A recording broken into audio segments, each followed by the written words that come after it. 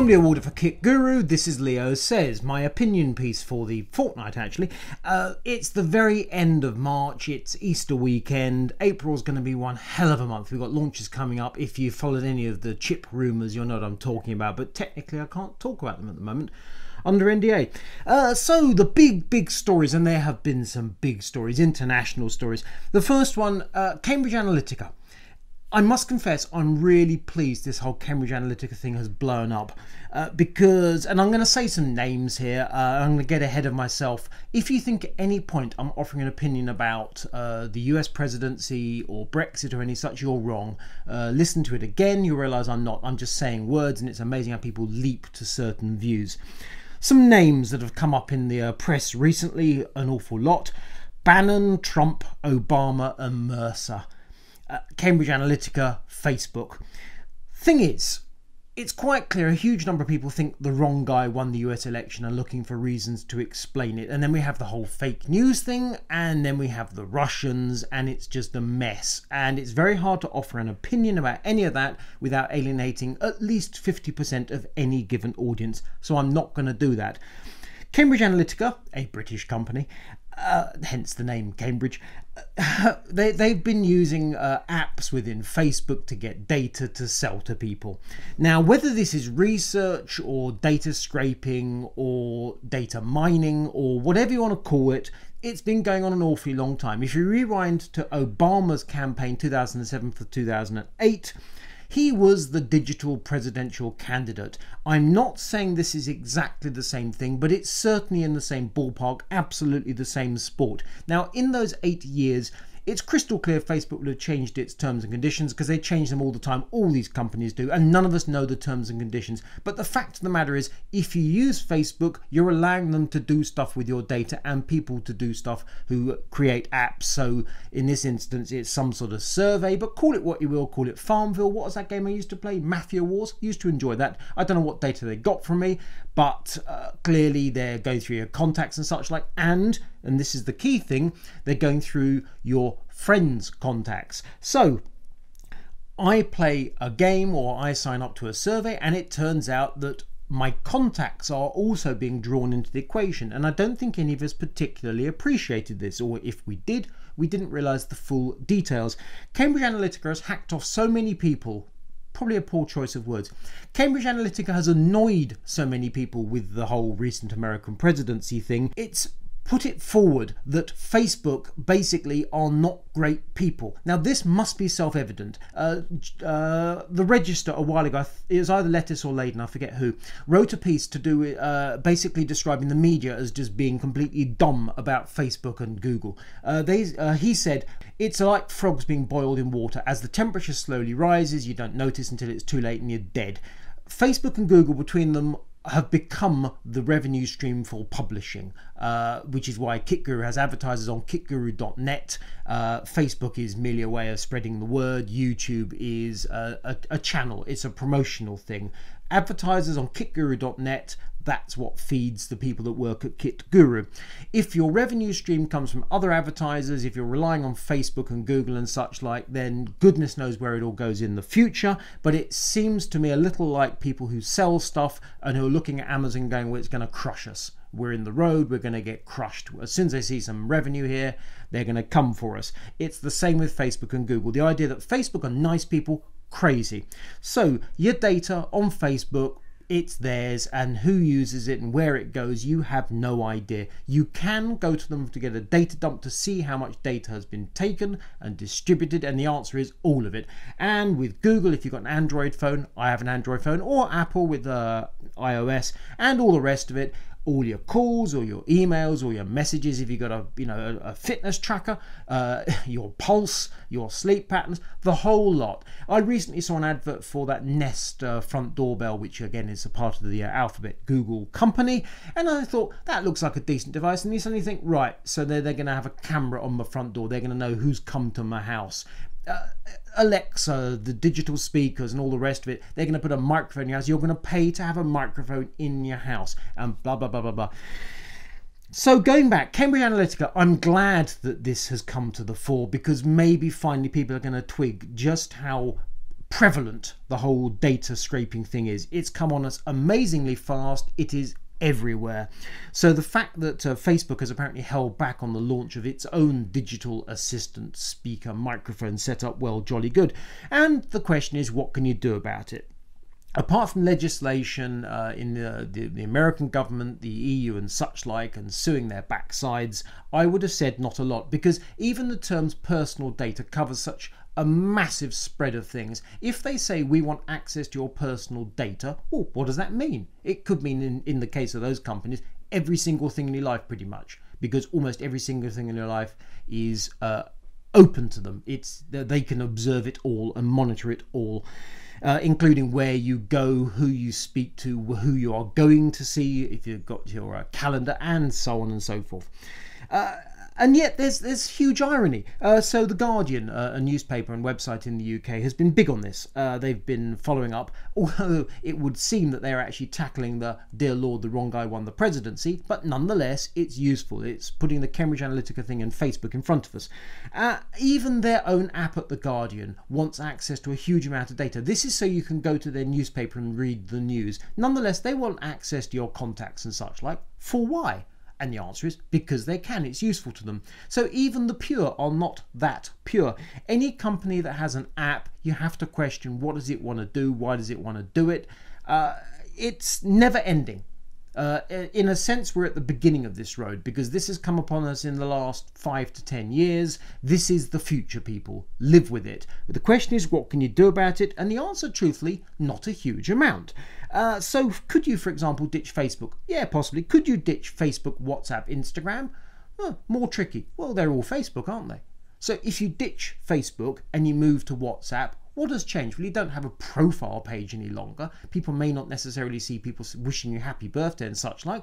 In the great scheme of things, not a lot will change. What do? I don't know. I'm open to ideas. I'm not exactly a data warrior, but this is bad. This is really bad. And the fact that the mainstream media has got on board with this, well, good. Better late than never. It's been a concern of mine for a while, and actually the situation is far worse than I thought. This is not good, but finally it's in the open, so that's good.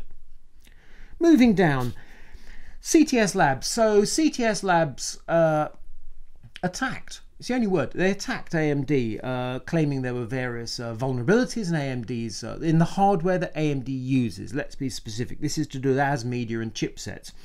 And a number of points came out of this. For one thing, CTS said nothing about Intel, and yet add-in chips, everyone uses ASMedia. So that was peculiar. Also, we have no idea who paid CTS Labs for this, in inverted commas, report. But following on from that, AMD has essentially said that what CTS Labs says was not incorrect. They've either got fixes in the works or have delivered those fixes, so there's nothing to worry about. So in a sense, draw a line, move on. But not quite. If Intel was behind the CTS Labs report, that is the suggestion, although I have no evidence to back that up whatsoever, but who else stands to gain, then you might simply think, well, the idea is that Intel's reputation with Spectre Meltdown has been recently trashed on security. I mean, it's just a joke.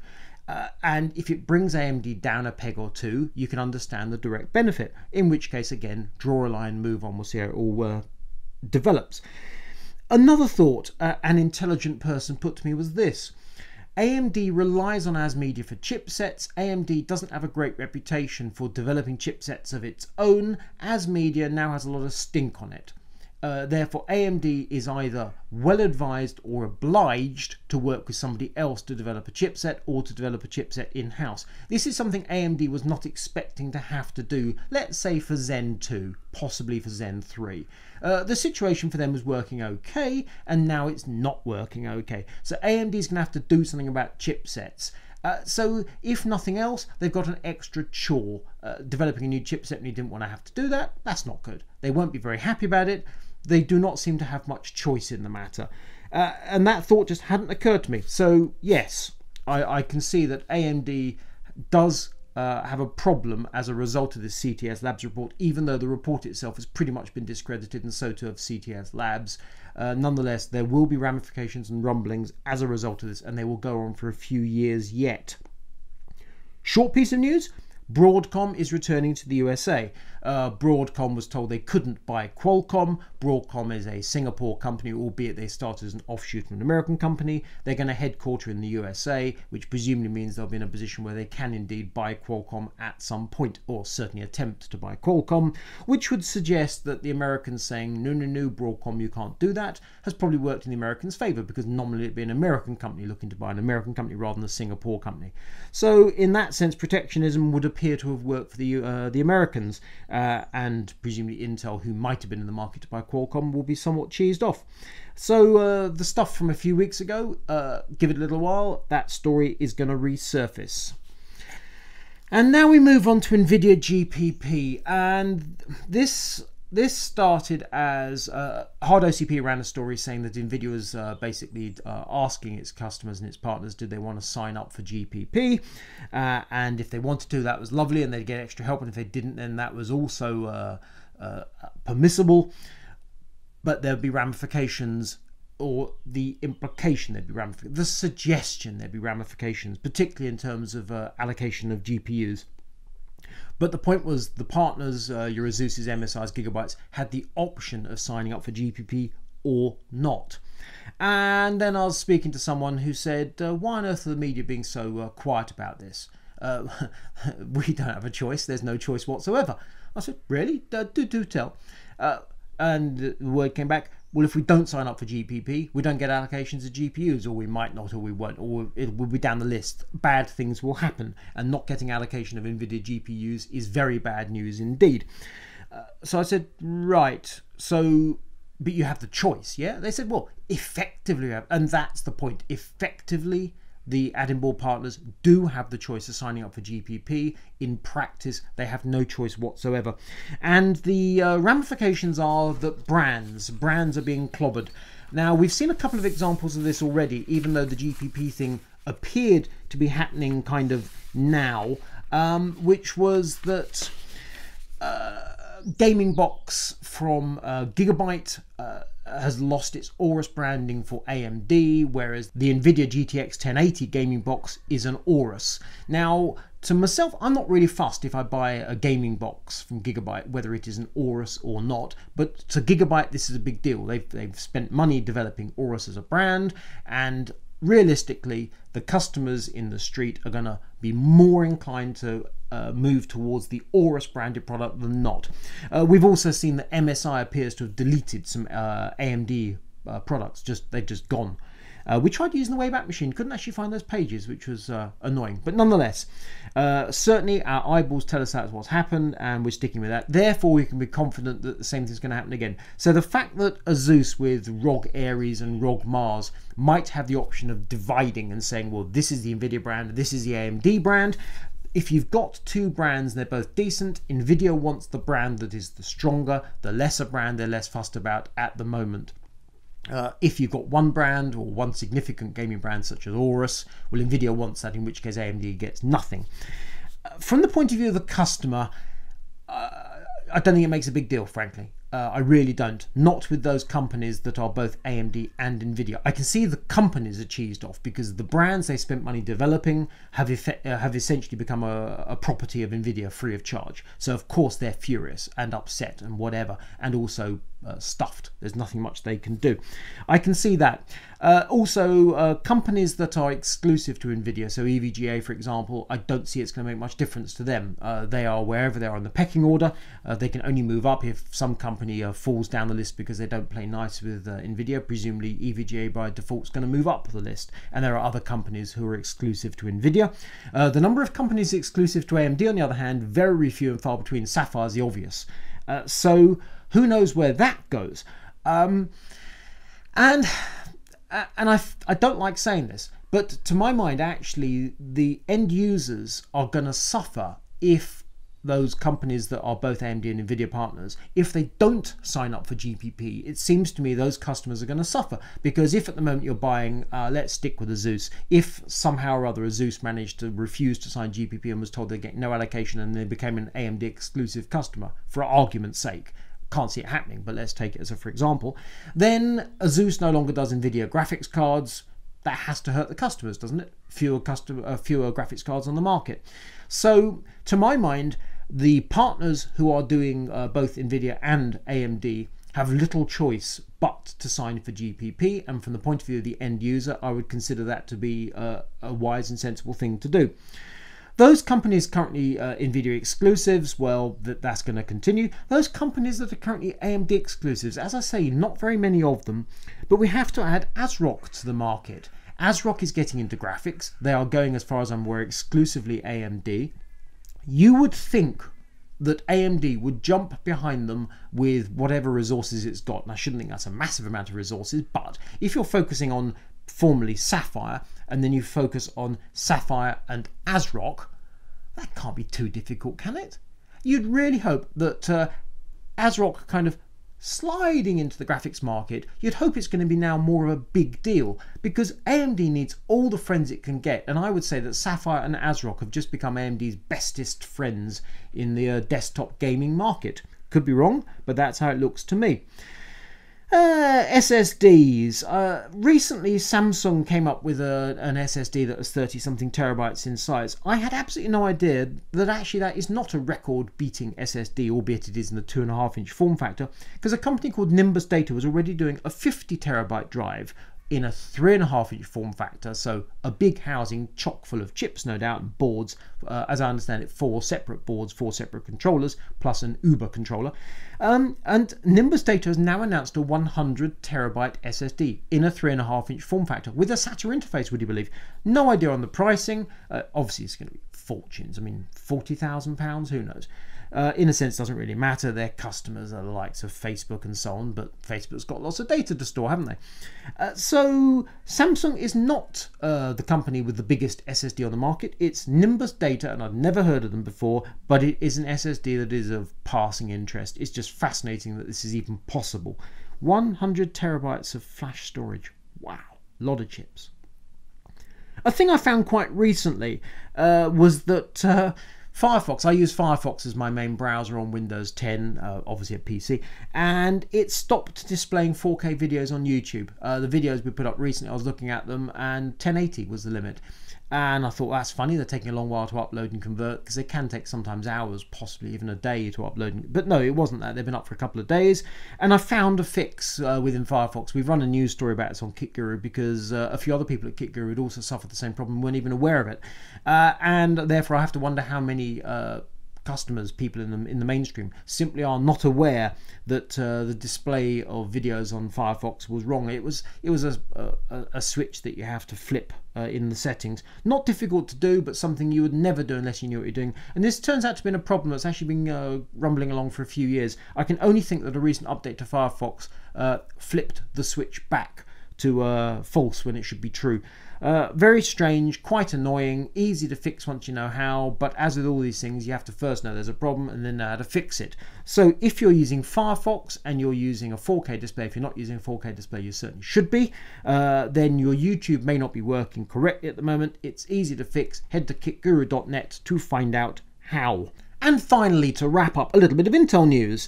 When Coffee Lake was coming to the fore, we were expecting the possibility of an 8-core processor along with the Z390 chipset at some point during 2018. And then we saw the 6-core Coffee Lake with 12 threads, and we thought, oh well, be nice to see the 8-core, but who knows? And the rumours went really quiet, so it seemed like 6 cores might be as good as we were going to get. However, Coffee Lake S with 8 cores, 16 threads has resurfaced.